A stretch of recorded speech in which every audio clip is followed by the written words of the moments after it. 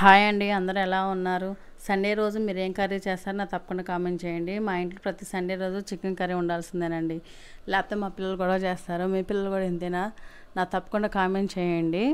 కుక్కర్లో ఈరోజు chicken curry చేస్తున్నాను. టేస్ట్ చాలా బాగుంటుంది. మీరు ఒకసారి ఇలా ట్రై చేయండి. ముందుగా ఆయిల్ వేసుకొని దాంట్లో కొంచెం ఉల్లిపాయలు, పచ్చిమిరపకాయలు, టమాటాలు వేసి మగ్గిన తర్వాత అల్లం వెల్లుల్లి పేస్ట్ వేయండి. అది కొంచెం మగ్గిన తర్వాత ధనియాల పొడి, గరం మసాలా, చికెన్ మసాలా వేయండి. అది కొంచెం మగ్గిన తర్వాత ఉప్పు, పసుపు, కారం వేసిన తర్వాత ముందుగా మనం కడిగి పక్కన పెట్టుకున్న చికెన్ కూడా వేసుకోండి.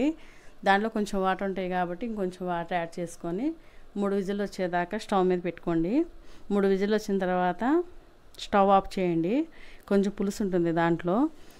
బిర్యానీలోకి కానీ, రాగి సంగటిలోకి కానీ, చపాతీలోకి కానీ ఈ కర్రీ చాలా బాగుంటుంది. మీరు ఒకసారి ఇలా ట్రై చేయండి. ఎలా వచ్చిందో నాకు తప్పకుండా కామెంట్ చేయండి. లైక్ చేయండి, సబ్స్క్రైబ్ చేసుకోండి.